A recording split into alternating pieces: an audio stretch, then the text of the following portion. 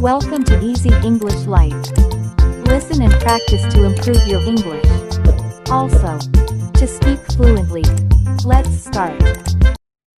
A Case of Identity. Part 1. "My dear fellow," said Sherlock Holmes as we sat by the fire in his house at Baker Street, "real life is infinitely stranger than anything we could invent. We would not dare invent things which are commonplace things of life. If we could go out of that window, fly over this great city, gently remove the roofs of houses, and look at the peculiar things that are happening, the strange coincidences, the plans, and the wonderful chains of events, we would discover things much more interesting than in books." "But I do not believe it," I answered. "The stories in the newspapers are never very interesting. In fact, they are always very boring." "That is because," said Holmes, "newspapers always repeat the official reports of magistrates and police reports.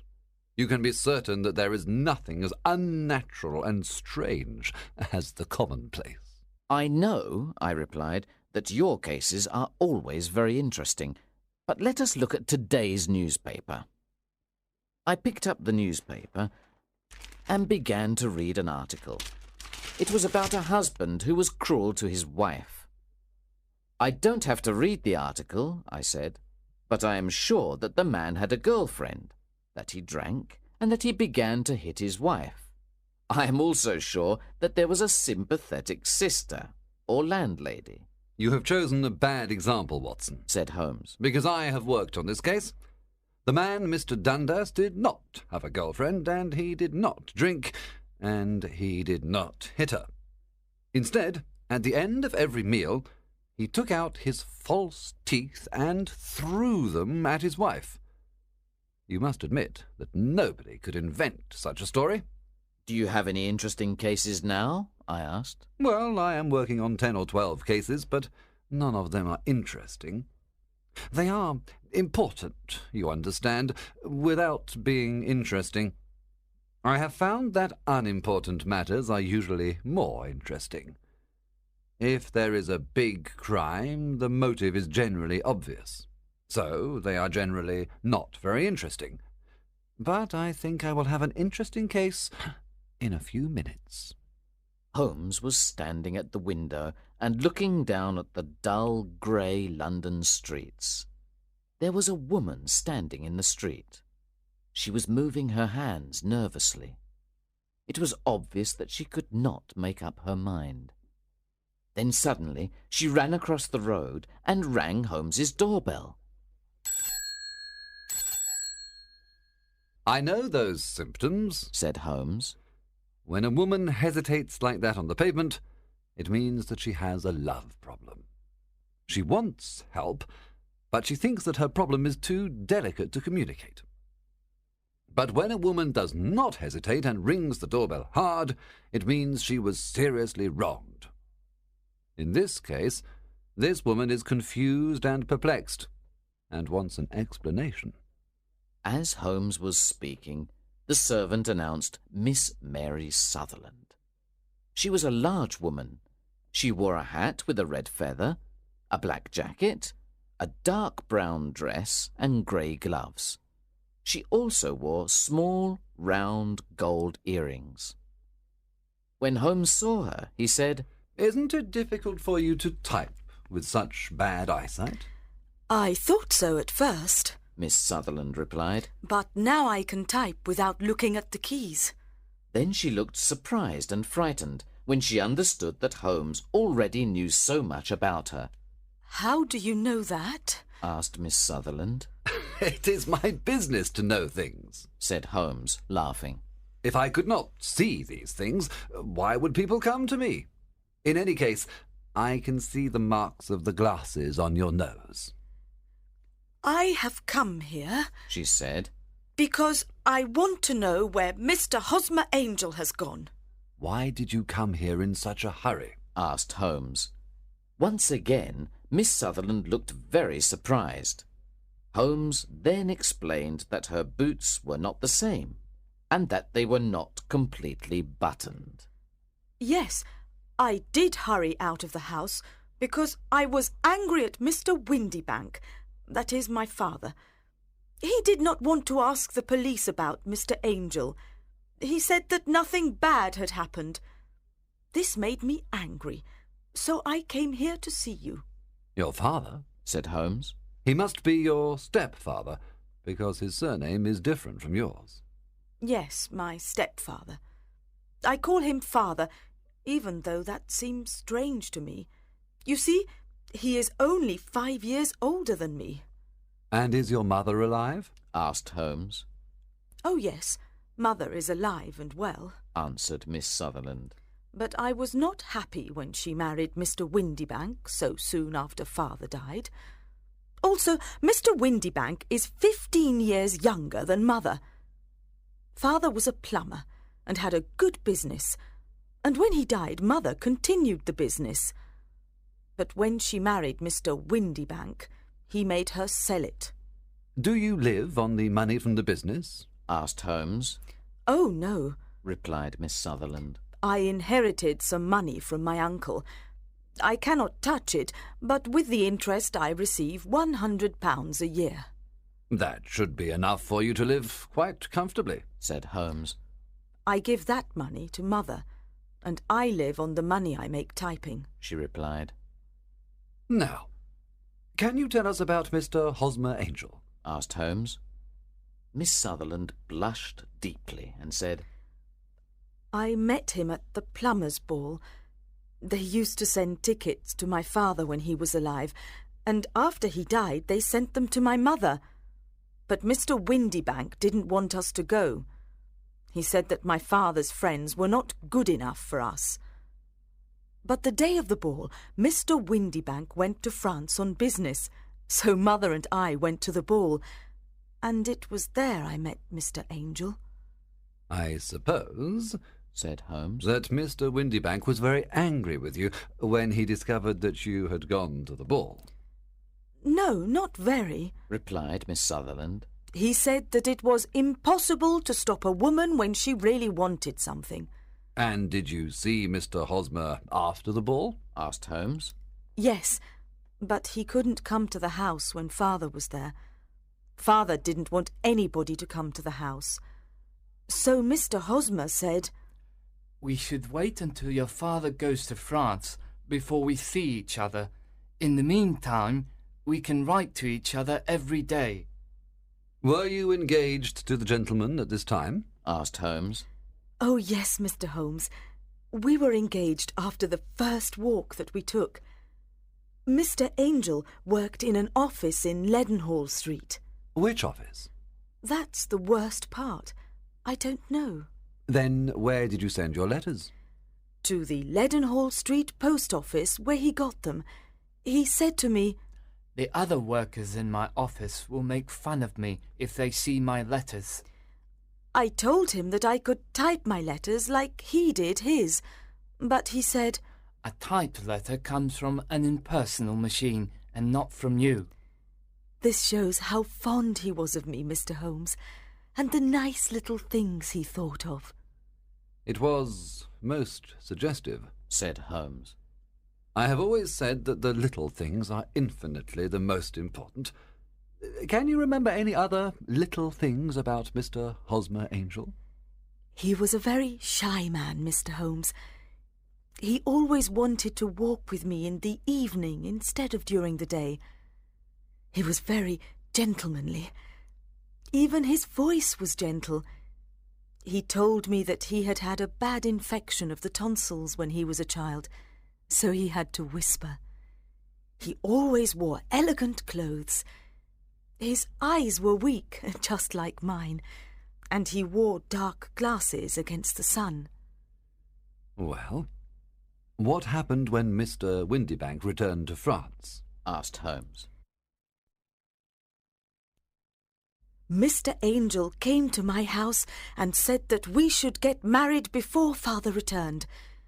He was very serious and said, Put your hand on the Bible and promise me that you will always love me. Mother agreed with him. Mother liked him from the beginning, and liked him even more than I did. When they started talking about our getting married within the week, I asked them if I should ask Father first. They said no. I, however, did not want to do anything in secret, so I wrote to Father at his office in France. But the letter came back to me on the very day of the wedding. It missed him, then? Yes, sir. He had started back to England just before the letter arrived in France. Ha! That was unfortunate. Your wedding was planned, then, for the Friday of that week. Was it to be in church? Yes, sir, but very quietly. On the day of the wedding, Hosmer came in a hansom to take Mother and me to the church. But since there were two of us, Mother and I went in the hansom, and Hosmer took a cab. We got to the church first, and when the cab arrived, we waited for him to come out. But he never did. The cabman said that he could not understand what had happened to him. I think that you have been very badly treated, said Holmes. Oh, no, sir. Hosmer was too good and kind to leave so. Why, all morning before the wedding he said to me, "If anything happens to me, you must always love me. You must wait for me. I will return to you." I thought this very strange to say on the day of our wedding, but his disappearance explains everything. It certainly does, said Holmes. In your opinion, did he know that he was in danger? Yes, I think so. But do you know what the danger was? No, I don't. One more question. How did your mother react? She was angry and told me that I should never speak about him again. And your father? Did you tell him? Yes. He said, "Something terrible has happened to Hosmer, but he will return." I agree with my father. Why would Hosmer leave me? After all, there was no money involved. Hosmer did not borrow money from me, and I never put the money which I had inherited in his name, so he did not take my money and leave. Then she pulled out a handkerchief and began to cry. I will try to solve your problem, said Holmes. But don't think about it any more. Forget about Mr. Angel. Do you think that I will ever see him again? No, I'm afraid not. Then what has happened to him? You will leave the question with me. Now, I need some of Mr. Angel's letters, a good description of him, and also your father's address. I never had Mr. Angel's address, said Miss Sutherland. But here is Mr. Windybank's address. He works for a wine importer. Here is the advertisement with a description of Hosmer that I put in the newspaper, the Chronicle. Miss Sutherland then left, but before leaving she said, I will always wait for Hosmer Angel to return.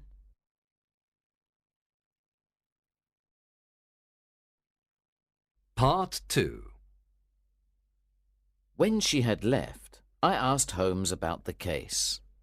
The young woman is quite interesting, but her little problem is not very difficult or unusual. Would you mind reading me the description of Hosmer Angel? I then read it to Holmes. Missing, a gentleman called Hosmer Angel. About 5'7" tall. He's strongly built with black hair, black sideboards and moustache. He's a little bald in the centre. He wears dark glasses and he's got a speech defect. He has got a sallow complexion. He was wearing a black coat, black waistcoat, grey trousers and brown boots. Please contact Miss Sutherland, etc., etc. That is enough, said Holmes. Now, look at these letters which Hosmer wrote to her. What do you see? They are typed, I said. Not only that, but the signature is typed too. The point about the signature is very suggestive. In fact, we can call it conclusive. Of what? My dear fellow, can't you see how important this fact is to the case? No, I can't, I replied. Unless Hosmer didn't sign his letters because he didn't want to be legally responsible for what he promised. No, that was not the point, said Holmes. But now I will write 2 letters which will solve this mystery. One of the letters is to Mr. Windybank's firm in the city, and the other one will be to Mr. Windybank himself, to ask him to come here to meet us tomorrow evening at 6 o'clock. A few minutes before 6 the next day, I returned to Baker Street. When I walked in, Holmes was doing chemistry experiments. "Well, have you solved it?" I said as I walked into the room. Yes, it was the bisulfate of baryta. "No! Miss Sutherland's mystery!" I cried. Oh, that. I thought you were asking me about the chemistry experiment. There was never any mystery in the matter. The only problem is that the scoundrel did not do anything illegal, so he can't be punished. Who was Hosmer Angel, and why did he abandon Miss Sutherland? But Holmes did not have time to answer me, because just then we heard someone knock at the door, and then someone walking towards Holmes's room. This is the girl's stepfather. He wrote to me to say that he was coming, said Holmes. The man who entered the room was a strongly built fellow without sideboards or moustache, with a sallow complexion, and he looked at us with a pair of penetrating grey eyes. He was wearing a black top hat. Good evening, Mr. James Windybank, said Holmes. I believe this is the typed letter that you wrote to me to say that you were coming here. Yes, sir. I am sorry that Miss Sutherland has troubled you about this little problem. Also, I don't like other people knowing about our family misfortune. Anyway, I don't think that you will ever find this Hosmer Angel. On the contrary, said Holmes quietly. I am almost certain that I will find him. Mr. Windybank started violently and dropped his gloves. I am happy to hear that, he said. It is a curious thing, remarked Holmes, that a typewriter is just as distinctive as a man's handwriting. For example, in this letter of yours, I can see that this part of the R has a slight defect. There are also 14 other characteristics of your typewriter. We write all the letters in the office with this typewriter, said Mr. Windybank. And now, continued Holmes, I will show you what is really very interesting. In fact, I am thinking about writing a book on the typewriter and its relation to crime. Mr. Windybank jumped out of his chair and picked up his hat. I cannot waste time over this ridiculous talk. If you can catch the man, catch him, and let me know when you have caught him. Certainly, said Holmes, walking over to the door and locking it. I let you know that I have caught him. What? Where? Shouted Mr. Windybank, becoming white and looking around like a rat in a trap. You can't get away, Mr. Windybank, said Holmes. This case was really very easy. Now, sit down and we can talk about it. Mr. Windybank fell back into the chair. I did not do anything illegal, he stammered. I am afraid that you are right. But, Mr. Windybank, it was a cruel, selfish, and heartless trick. Now, let us look at what happened, said Holmes. Then Holmes sat down and began to talk. The man marries a woman older than himself for her money. He can also use the money of the daughter as long as the daughter lives with him and the mother. The daughter has a lot of money, so it is important not to lose it. But the daughter is friendly and affectionate, so it is clear that she will soon find a husband. At first, this man tells the daughter that she cannot go out, but this will not solve the problem forever. Then one day the daughter says that she wants to go to a ball. What does the clever stepfather do then? With the help of the wife, he disguises himself. He wears dark glasses and puts on a fake moustache. Then he changes his voice and speaks very softly. He is even more certain that his plan will work, because the girl is short-sighted. Then, at the ball, this man keeps away other lovers by becoming the girl's lover himself. It was just a joke at first, groaned Mr. Windibank. We didn't think that the girl would fall in love. Yes, that is probably true, continued Holmes. But the girl really fell in love, and you decided to take the situation to the extreme. You began to see her often, and the mother said that she liked him very much.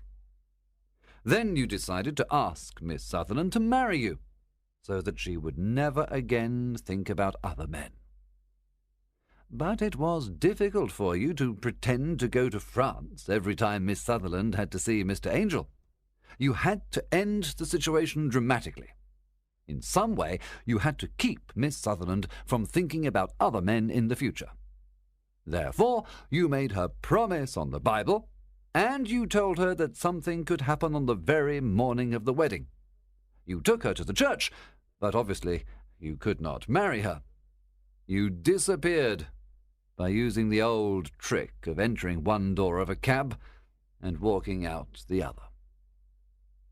I think this is the chain of events, Mr. Windibank. Yes, maybe that is true, replied Mr. Windibank. But I did not do anything illegal, and now you are breaking the law because you will not let me leave this room. You are right. You did not do anything illegal, said Holmes, as he unlocked and opened the door. But you really deserve to be punished, and I would like to do it. Then Holmes picked up a riding crop, but Mr. Windibank ran out of the door and out of the house. Now he certainly is a cold-blooded scoundrel, said Holmes, laughing. That fellow will continue doing worse and worse crimes until he does something really bad and finishes on the gallows. In any case, this case had some interesting points. I cannot completely follow your reasoning in this case, I said. Well, it was clear from the first that Mr. Hosmer Angel had a very good reason for his actions, and that the only man who could really profit from the situation was the stepfather. He wanted to keep the £100 a year.